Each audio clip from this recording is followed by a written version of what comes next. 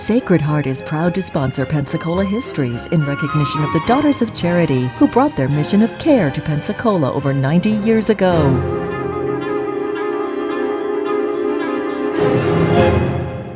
Hello and welcome to our continuing series of stories about Pensacola, North America's first place city. And today we're dealing with one of our biographical sketches, one of the stories about men who made a difference. And today we're going to be talking about Elias Durnford.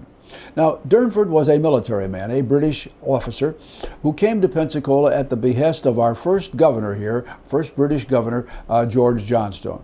When Johnstone arrived, he did not like what he had seen. He felt that the Spanish settlement that was here was in no way comparable to what the British were putting in place along the Atlantic coast, and he just wasn't going to go forward until he had the presence and work here of a qualified surveyor. And the man that the Board of Trade sent was Lieutenant Elias Durnford. Durnford began his work as a professional surveyor and literally started over. And today, one of the things that we can be very thankful to Mr. Durnford for is that our lower city, our Pensacola of the 21st century, is basically the way he laid it out. Picture, if you will, this part of the city, which begins on Spring Street on the west, basically by Otahar on the east, Main Street on the south, and Gregory Street on the north. And think of all the squares, the residential blocks, the streets, and so forth as they are divided up and properly identified. That was the work, all of that was the work of Elias Durnford. He laid things out so that there would be proper areas for sanitation. There would be properly protected water supply, with the spring on the west side and a second spring right in the center of the city at what is today Palafox and Garden Street. He laid out a whole street along what we today call Garden Street, and that was to be the place where we were to have garden plots for every one of the citizens who wished one, for where they would, of course, take care of a lot of their own food preparation, food growing. Well, beyond that, once Durnford's work as a surveyor was completed, he was retained here on staff as a part of the military. And now 3 years went by, and in the course of that time, George Johnstone served as governor. Ultimately, he had a lieutenant governor by the name of Montefort Brown. And in 1867, Mr. Johnstone resigned and left the area. Montefort Brown became the governor, or the acting governor.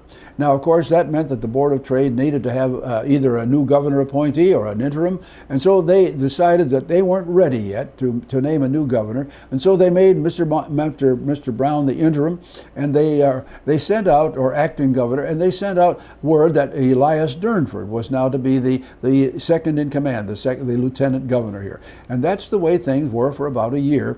And then Mr. Brown got into a little bit of a fuss with some of the members of his council. In fact, so much so that he fought a duel with one and severely wounded him. Mr. Brown was recalled, and so temporarily at least, Mr. Durnford now stepped up, Lieutenant Durnford now stepped up, and he became the interim governor. Well, this went on for more than a year. And this time, finally, the Board of Trade got around to appointing another governor. His name was John Elias. Mr. Elias arrived, and now the Board of Trade's order was that Mr. Durnford was going to continue. He was going to be the lieutenant governor under John Elias. Well, John Elias had a very short tenure here. After just 2 weeks, for reasons we cannot explain, he hung himself.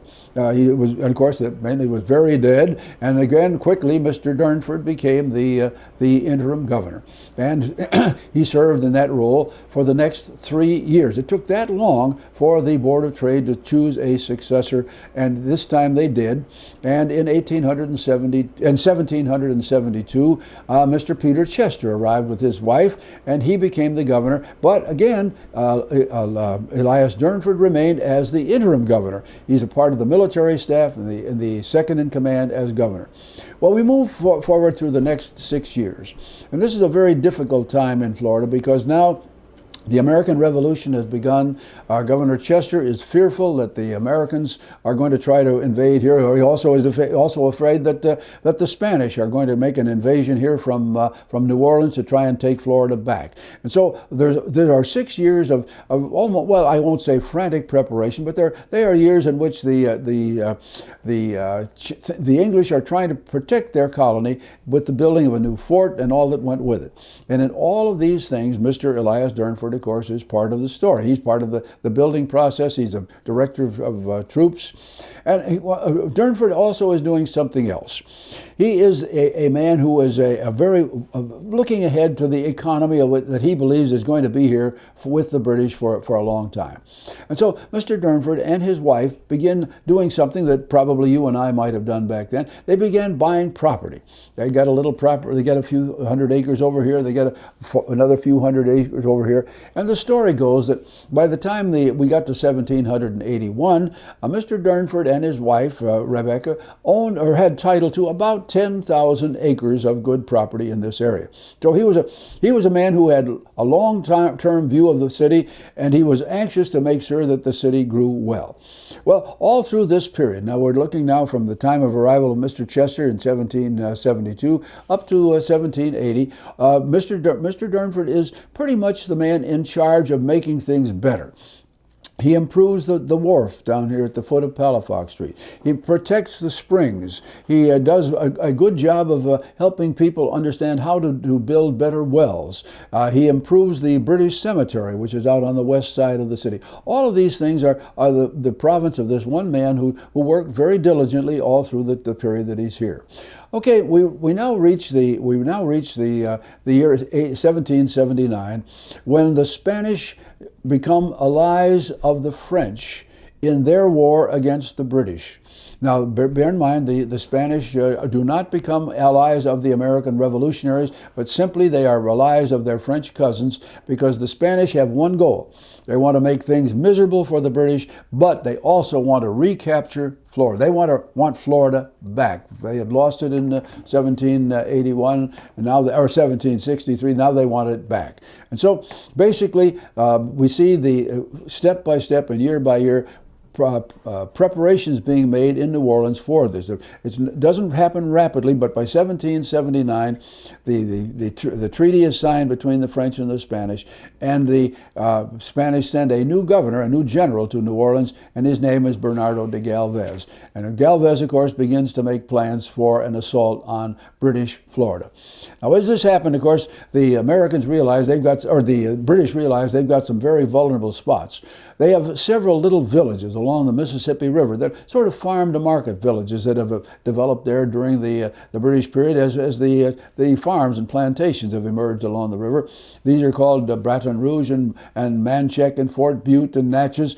So quickly, Mr. Durnford is sent out to try and help these people put a little bit of defense in place there, although he recognizes that basically if an real attack came, that there was little that could be done. Second, he is assigned to go to Mobile and to do the same thing there. Now, Mobile at that point in time was nowhere near as large a place as Pensacola, and there was very, very little there in terms of fortification. So now Mr. Durnford is sent over there to see if they can't quickly do something before an attack comes from the Spanish out of New Orleans. And he works at it for a reasonable time, and he has about 350 men at his disposal.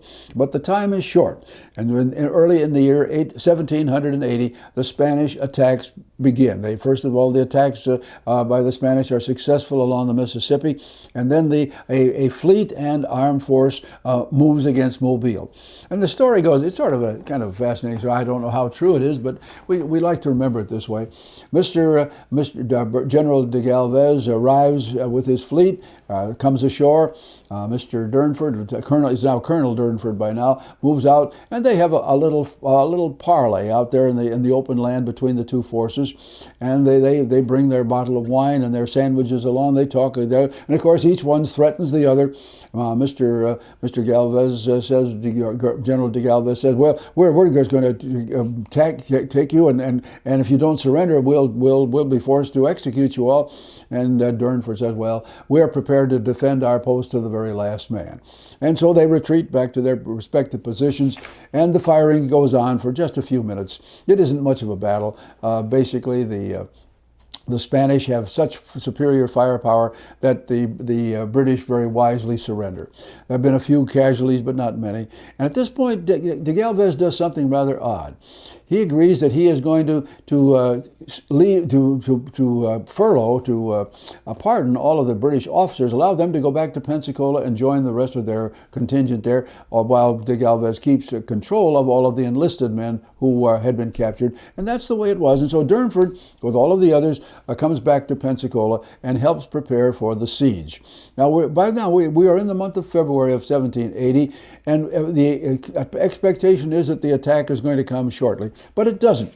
The Spanish are beset by lots of bureaucratic meddling from Cuba, and then as they do begin their attack in August, there is a heavy storm in the Gulf that disrupts their fleet. But it is finally, by the month of February, early March, that they finally do enter Pensacola Bay and begin their attack. And of course, by this time, Mr. Durnford is part of the military establishment, working under General Sir John Campbell and Governor Chester, trying to bolster the defense. The story of the siege here, of course, is one that goes on from March up until the 9th day of May, when the battle ends, when a Spanish artillery shell strikes a powder magazine in one of the redoubts, blows a tremendous hole in the wall, kills about 50 or 60 soldiers, and stuns all the rest. Well, the battle at that point comes to an end.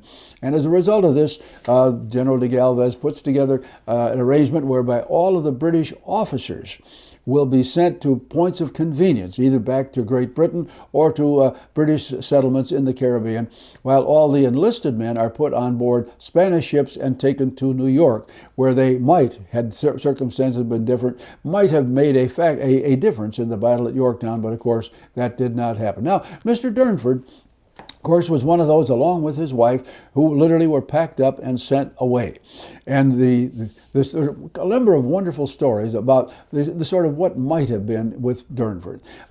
There is one story that says that after 2 generations, one of his descendants, recognizing that the family had one form of claim on over 10,000 acres here in Northwest Florida, came back to Pensacola and tried to arrange a settlement under American law. Whether that story is true, I don't know, but it makes a good tale to think about. Durnford himself never came back.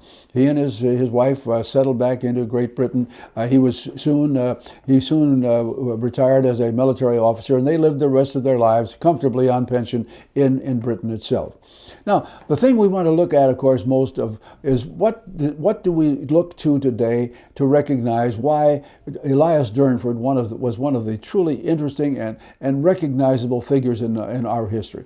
Number one, he came here when there was no Pensacola as we know it today.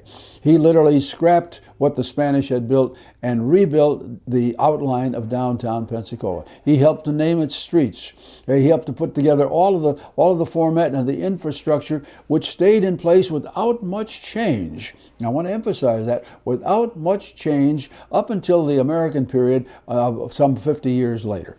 What he put in place on the ground, the basic outline of the streets, the plazas, the infrastructure of the water system. He literally put aside an area to the south below the water supply along the spring, so that the women would wash their clothes and not contaminate waters. He did all of these things in a time when you might not have expected that sort of thing to be here. So we look at Elias Durnford as sort of the father of Pensacola real estate. He put together the plan. It was accepted by the governor, was seconded by the Board of Trade, and happily we have the beautiful layout of our lower city that Elias Durnford put there today. If he were back in the 21st century, I've often wondered what he would say about what we have done to the lower part of the city, what he would say about the waterfront as it was used as an industrial engine for almost 100 years, or what he would say about the coming of maritime parks and other things of that kind. But nonetheless, there are very few men in Pensacola's history who did as much to shape the actual face of the city as Elias Durnford. Colonel Elias Durnford, here for, as I said, the entire British period.